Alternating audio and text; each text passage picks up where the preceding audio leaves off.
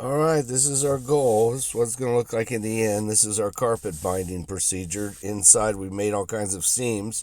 So we had small sections to expose the holes. Each side of the bed needed some carpet there. We got the veneer damage, the top of the countertop, the headboard done. And now we've sealed up a couple holes on the top that we noticed. We started to make our patterns for the back. Had to bring in some extra tables and tabletops. Here on top of the fly bridge, we begin by having Jose put in the bottom side of the track. It has thousands and it has special square head screws with really narrow tops on the head, so it can fit through this channel. And then he uses really narrow bits so he doesn't chafe up this channel. Old designs, the fabric would go over the side and then use Liftadots. This is much cleaner. This will be lifted off after it's completely fitted, and then made weather tight with materials we select.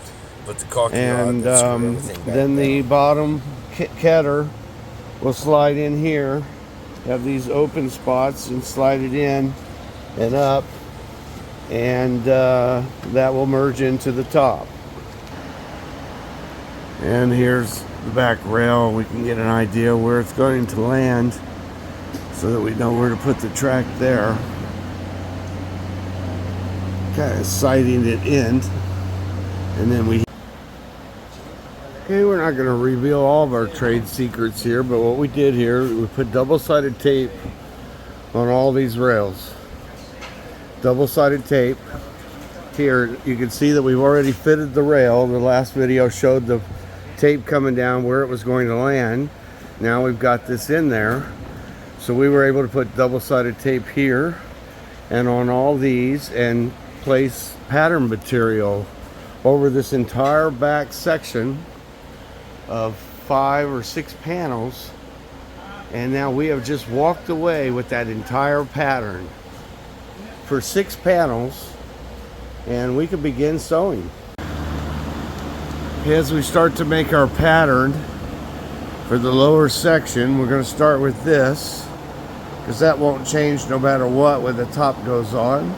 So we lay out this pattern material, and then we can start cutting. Now, without revealing our secret recipe, you can see this is one long continuous piece of pattern material, which tells the sewer exactly what to do, where to put the zippers, where to put the flaps, where to put the straps for the lower section. And that won't change no matter what the top does. When the top goes on, that will be done and have all the zippers. Then we can just connect the two once the top's on, and then only have to sew the bottom, having all the top of the top done and hanging longer. So then it's a very small, short job. Well, not that small and short, but wouldn't have to wait months for get your fly bridge covered. Now, everywhere there's a stanchion that's going to have a lot of extra heat, so we have a mark there, and we put fabric at each one of those uprights on the back rail.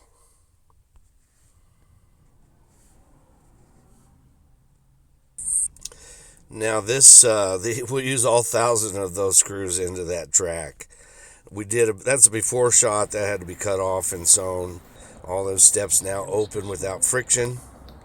And boy, did we need that. Everywhere inside the boat on the carpet needed some edging and some seams.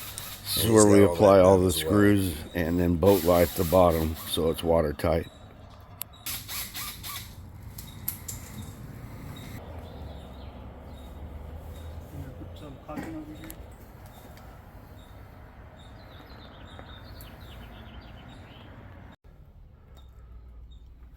Testing the old ones just for a look at where we're going to do things and where we're going to put the seams versus the modern way. In the original, it had glass windows up there in front, so we have no way of mocking that up until the top's on, but we can do quite a bit of other stuff. And here we had to bring these tables down and make smoother tops. Our tables weren't good enough.